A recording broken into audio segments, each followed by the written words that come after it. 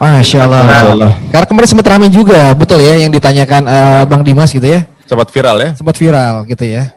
Nah, sebelum ditutup saya ada pertanyaan sendiri nih Ustadz nih. Kebetulan kita tuh mendekati kalau nggak salah hari Rabu itu udah mendekati ke 10 hari terakhir Ramadan. Di mana biasanya semua tuh yang mau mengejar targetnya itu digas di situ Ustadz. Ibaratnya mau mengejar iktikaf gitu 10 hari di masjid. Nah, kira-kira solusinya akan seperti apa Ustadz supaya kita tetap bisa mendapatkan pahala iktikaf tapi kita tidak dalam keadaan boleh ke masjid? Itu satu. Kedua, apakah tanda-tanda fisik yang bisa kita lihat ketika hari tersebut malamnya adalah malam Lailatul Qadar? Gitu. Paling dua itu Ustadz. Fadal. Ada namanya Musalla Al-Bait. Ada namanya Masjid Jami. Masjid yang dilaksanakan sholat berjamaah 5 waktu plus Jumat. Ada namanya masjid saja, enggak pakai jami. Sholat 5 waktu, enggak pakai Jumat. Masjid. Ada namanya Musalla Al-Bait. Musalla Al-Bait adalah tempat sholat dalam rumah. Bagaimana kalau rumah kami kecil, nggak ada ruangan, cuma dapur, satu tempat tidur dengan ruang tamu saja. Maka di ruang tamu itu buat satu tempat khusus sholat yang nggak pindah-pindah disebut dengan Musalla Al-Bait. I'tikaflah di situ. Pendapat yang paling rendah, pendapat mazhab Hanafi, membolehkan i'tikaf di Musalla Al-Bait. Apalagi pada saat wabah corona sekarang darurat tingkat tinggi. Ma la yudraku kullu la yutraku kullu. Kalau tidak bisa dilakukan semua, jangan tinggalkan semua. Kalau nggak bisa laksanakan 10, jangan 10-nya ditinggalkan. Paling nggak 5-nya, atau 4-nya, atau 3-nya, atau 2-nya, atau 1-nya.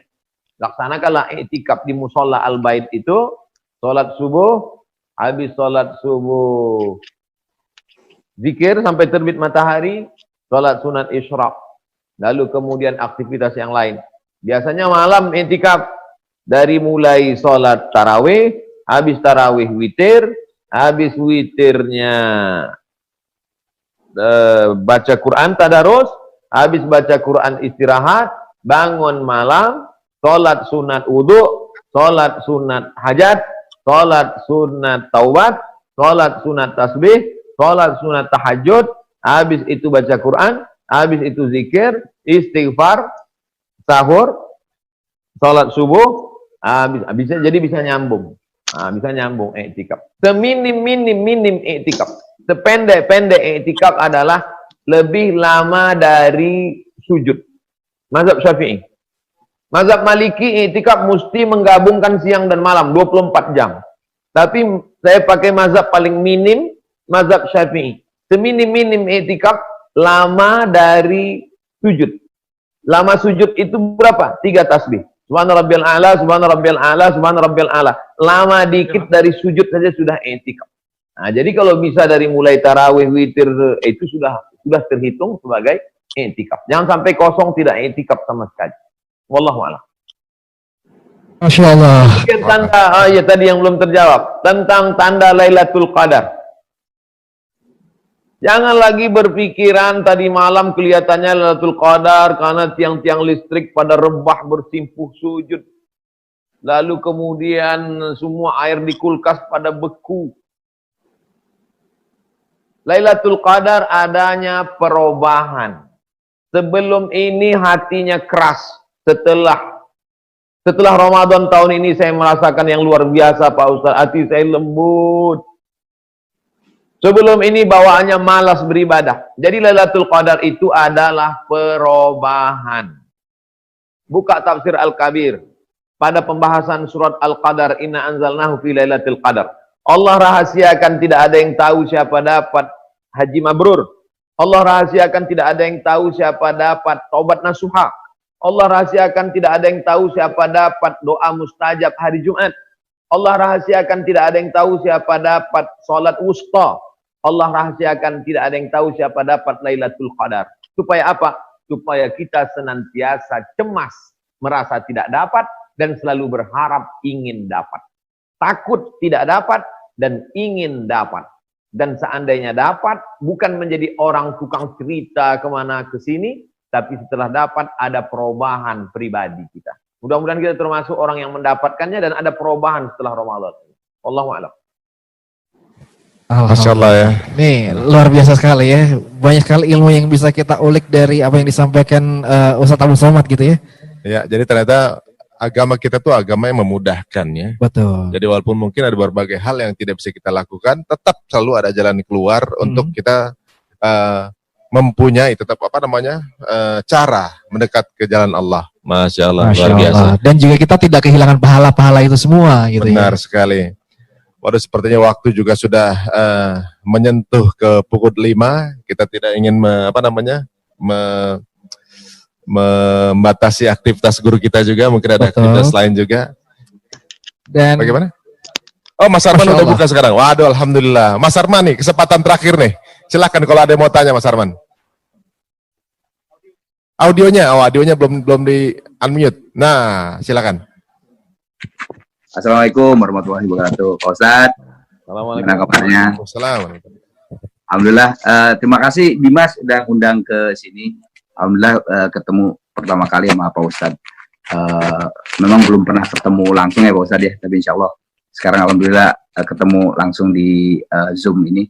Kalau pertanyaan sih nggak ada, tapi justru makasih banget udah diundang ke sini. Jadi saya juga tadi banyak banget pertanyaan dari teman-teman yang memang ada di benak saya gitu, ada di pengen saya pertanyakan, tapi ternyata tadi Ari juga udah nanya pertanyaan yang masalah itikaf, terus tadi juga banyaklah semua yang telah dikatain sama teman-teman. Jadi alhamdulillah banyak banget ilmu yang didapat hari ini, dan alhamdulillah akhirnya bisa ketemu juga sama Pak Ustadz. Insya Allah bisa ketemu live, Bisa bertatap muka dengan Mas Arman. Saya fansnya Mas Arman. terima kasih Pak Ustadz, amin. Masya Allah. Masya Allah.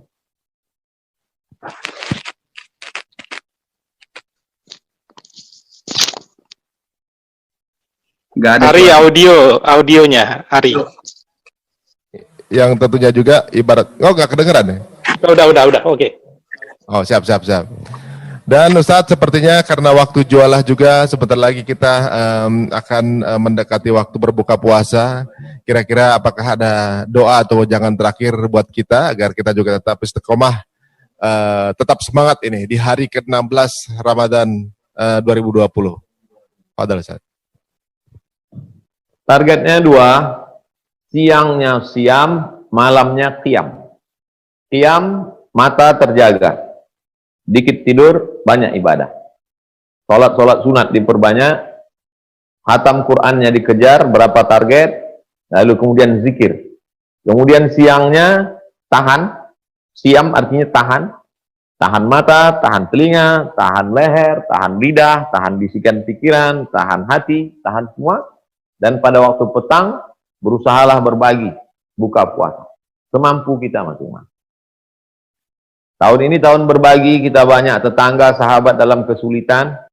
Bungkus beras 10 kilo, minyak 1 kilo, gula 1 kilo, teh 1 kotak, kopi, sirup, roti, bungkus. Bisa 10 bungkus, bagus. Bisa 100 bungkus, lebih bagus. Bagi ke tetangga, ke sahabat. Bagi banyak saudara-saudara kita dalam amat sangat memprihatinkan. Mudah-mudahan itu menjadi amal soleh yang bisa kita bawa bekal menghadap Allah Subhanahu wa ta'ala. Saya ucapkan banyak terima kasih kepada sahabat-sahabat musyawarah, baik yang lama, yang baru, Mas Arman, dan yang lain tak dapat saya sebutkan satu persatu. Mudah-mudahan kita selalu diberkahi Allah, diberikan keselamatan dunia akhirat. Allahumma anzilir rahmata wassalamata wal barakatah. Turunkan keselamatan, kerahmatan, keberkahan kepada kami semua ya Allah. Allahumma dafa'anna al-waba, Allahumma dafa'anna al-waba, Allahumma dafa'anna al-waba. Angkatlah wabah ini ya Allah. Berikan kami ketenangan batin, berikan kami ketenangan zahir. Rabbana alaika tawakkalna, kepada Engkau kami bertawakal, wa ilaika anabna, kepada Engkau kami berserah diri, wa ilaikal masir. Allahumma alif baina qulubina, satukan hati kami ya Allah. Kama alafta baina qulubi anbiya'ika wa awliya'ik, sebagaimana Kau satukan hati para nabi dan wali-walimu. Allahumma khtim lana bi husnil khatimah. Kami banyak buat silap, salah dan dosa, tapi kami ingin di ujung usia kami ini, tutupilah kami dengan husnul khatimah. Wa sallallahu ala sayyidina wa maulana Muhammad wa ala alihi wa sahbihi wasallam. Walhamdulillahi rabbil alamin.